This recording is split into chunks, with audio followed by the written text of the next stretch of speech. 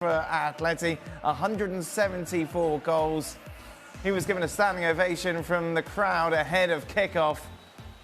As we take it into the 11th minute, Jude Bellingham here with the opportunity to make it 1-0, denied though by the crossbar. Yeah, does really well. Gets his ball, doesn't seem to have an awful lot on.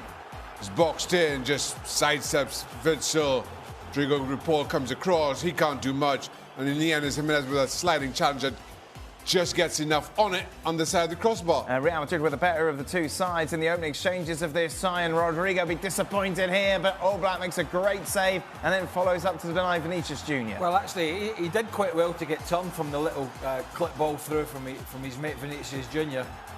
He's onside, just gets played on, so that would have been good. And then Jimenez gets back in, maybe gets a little toe on it, but Jan Oblak actually makes a very good double save here. Yeah, it might have been an own goal actually, but keeper does really well there. Into the 39th minute we go then. Atleti take the lead. Rudiger with the header into the path of Lino, 1-0. Rodrigo Paul with the ball in. Attacker creates some separation between himself and Rudiger, who finds himself stretching.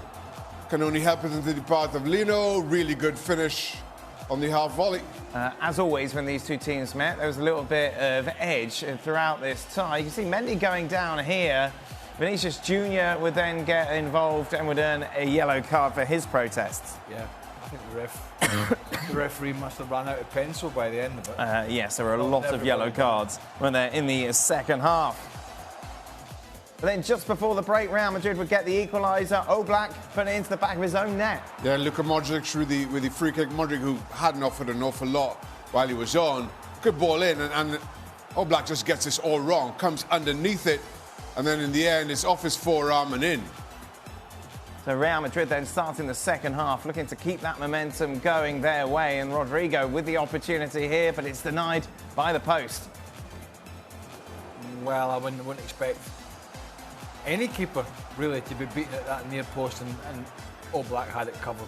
Lunin, of course, preferred to Kepa in Real Madrid's goal as he was in the Spanish Super Cup, but his mistake here, isn't it, Shaq? Yeah, it was. It's a deflection that takes it, brings it into his path, but then he just gets his angle of approach all wrong. I think it's off Camavinga, and then there's no real need to slide in, but then once he does, there's even less of a need to put a palm on it, and then just palms it into the shins of Rudiger. Rudiger did nothing wrong. That's on Lunin. Morata then makes it 2-1. 15 minutes to go. Brahim Diaz into Rodrigo. His deflected effort off the crossbar. Yeah, Oblak beaten there, could do nothing about it. Outside of the boot, off the leg of the defender, and Oblak just watches it. Big moment here then, Craig. Alvaro Morata. Oh, sorry, this is the Griezmann effort. Yeah, little ball into him. I think he was onside. We never saw a replay, but the angle really was against him here. Lunin comes out and smothers it. And then this would be Atleti on the counter-attack. 2-1 up, remember, at this stage, with the opportunity to put the game to bed. Real Madrid just get themselves caught thin after giving the ball away in transition. And then ball into the far post of Morata. He has time. Give Lunin some credit, but Morata should have done better. And to rub salt into the wounds of Morata, Real Madrid go up the other end of the score. Bellingham into Joselu, 2-2. Bellingham with a cross shot, call it what you like. And Joselu manages to stay onside by definition of the defender trying to block the cross, really. And his big toe keeps Joselu onside by inches. It's checked, obviously. And this sends it to Oblak. No chance, sends it to extra time. Simeone not happy, he'd be booked throughout. There it is. After Real Madrid find that equaliser, and then late on, Axel Witsel almost deflecting it off him into the goal. That would have been some comical own goal here.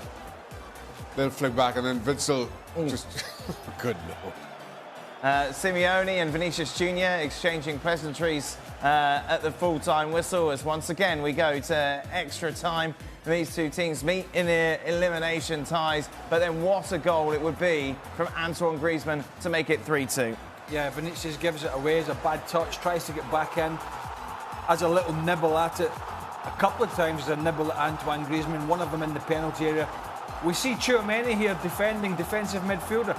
he's got to get out there and double up and help his mate. He doesn't, and that allows Antoine Griezmann to come in. I mean, it's a brilliant goal, absolutely brilliant. It's just indicative of the season he's having, but it was really, really poor defensively from Real Madrid. Let's take it into the second half. Real Madrid looking to get the equaliser. Great work here, wasn't it, from Toni Kroos. Finds some space as he beats Griezmann. Bellingham just doesn't get enough on it. Yeah, and he's under pressure. I'm not sure that Bellingham can do an awful lot about this, just trying to get it on target. But in the end, comfortable save for Oblak. Real Madrid would have the ball in the back of the net. However, questions about whether or not it was offside. You can see the shots coming in. Bellingham with the effort. The keeper makes the save. And in the end, Ceballos puts it in. It would be checked, and Bellingham is offside. Again, it was inches. Just, well, no, not quite as close as that, but... Big opportunity then for Real Madrid here to get that equaliser. Falls to Rudiger, though, Shaq. Yeah, probably not the person you want taking on a volley under pressure from, what, 13 or 14 yards, and in the end it's... He had a good lash at it, to be fair wide.